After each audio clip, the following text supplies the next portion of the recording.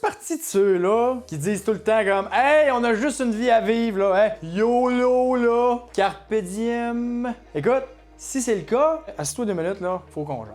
OK? Il faut qu'on jase parce que là, je suis bien d'accord avec le principe de « On a juste une vie à vivre. » Ben, justement, hein?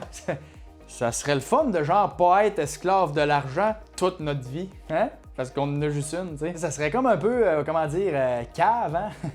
d'être esclave, hein? Ben oui. Parce que moi, mettons, tu sais, comme tout dépenser mon argent, m'endetter, me sentir à côté, puis dépenser comme s'il allait jamais avoir de lendemain, là, ben je trouve ça un peu niaiseux. Oui.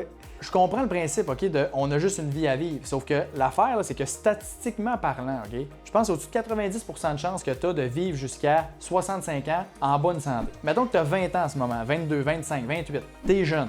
Les chances que tu vives en bonne santé jusqu'à 100 ans et plus sont en ce moment relativement bonnes, puis ça va probablement être le cas parce que la médecine fait juste continuer de progresser avec la technologie puis tout ça. Ça veut dire que toi, si t'aimes tellement ça profiter de la vie, là, puis que tu priveras pas à investir, voyons, crème, hey, on a juste une vie à vivre, qu'est-ce qui va arriver la journée que tu vas vouloir arrêter de travailler ou moins travailler? Hein? Parce que, tu sais, t'es pas câble, là, hein? Moi, elle veut profiter de la vie, on a juste une à vivre. Fait que je travaillerai pas jusqu'à 100 ans, c'est pas niaiseux. Ouais, OK, bien d'accord. Et quand tu vas arriver à cet âge-là, mettons, à 50, 55, 60, peu importe, puis là, tu vas te dire, ben moi, m'arrêter de travailler, tes revenus, ils vont venir de où? Pour continuer à profiter de la vie, là, puis à te payer toutes tes gâteries que tu veux, là, hein? Ça va venir de où ton argent? Si t'en as pas, puis t'as juste des dettes. Tu vas arriver là, à 60 ans, puis là, tu vas te rendre compte que, OK, là, finalement, mettons que je veux continuer d'avoir une vie respectable, ben, il faut que je mange des ramen, hein? Ou du beurre de pinot, ou des ramen au beurre de pinot, c'est quand tu veux vraiment te gâter, des soirées spéciales, mettons. Si tu veux pas te retrouver là, je pense que ça pourrait quand même être une bonne décision de peut-être éviter les deux extrêmes, OK? C'est-à-dire tout dépenser ton cash comme s'il n'y avait pas de lendemain, puis tout investir puis être un gros gratte-ciel qui fait rien de sa vie puis que sa vie est ultra emmerdante. Je pense qu'il y a quand même une marge entre les deux.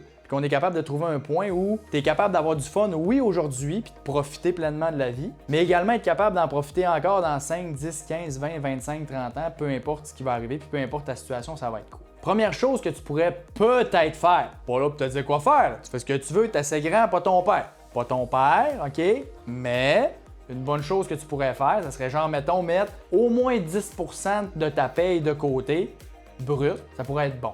Fait que, tu sais, mettons, tu gagnes 50 000 par année, ben de mettre un 4-5 000 par année de côté, ça pourrait être un bon point de départ. Mettons, pas obligé, là, mettons. Moi, si je te dis ça, c'est juste pour toi, parce que moi, dans ma carrière en finance, là, écoute, j'ai rencontré des milliers de clients, OK, puis j'ai jamais quelqu'un, en 10 ans, qui m'a dit « Hey, moi, Fred, là, t'es assez content de pas avoir une scène en ce moment, puis d'être à côté là, puis de genre vivre du stress au quotidien à cause de mes dettes, là, c'est comme, je file le parfait bonheur. » Puis on dirait que je suis vraiment la meilleure version de moi-même, là, ça me fait sentir vraiment bien au plus profond de mon être. Mais à l'inverse, des gens qui ont profité de la vie, qui ont tout dépensé, puis qui se sont jamais gardé une scène, puis qui arrivent rendus à 40, 50, 55 ans, puis qui ont des regrets, ça, très, très, très souvent. Fait que c'est bizarre, hein? Il y a comme une des deux options que c'est pas mal sûr que tu regretteras pas, puis il y en a un autre que c'est pas mal sûr que tu vas regretter. Fait que, en tout cas, choisis celle-là que tu veux, comme je te dis, pas ton père, mais j'opterais peut-être pour celle-là que tu prévois un petit peu comme si tu vas être en santé pendant longtemps pour éviter que ta vie soit vraiment plate et emmerdante quand tu vas être plus tard puis que là, tu pourras plus jamais profiter de ta vie parce que tu vas payer le prix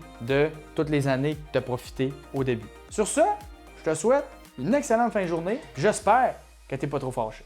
Salut!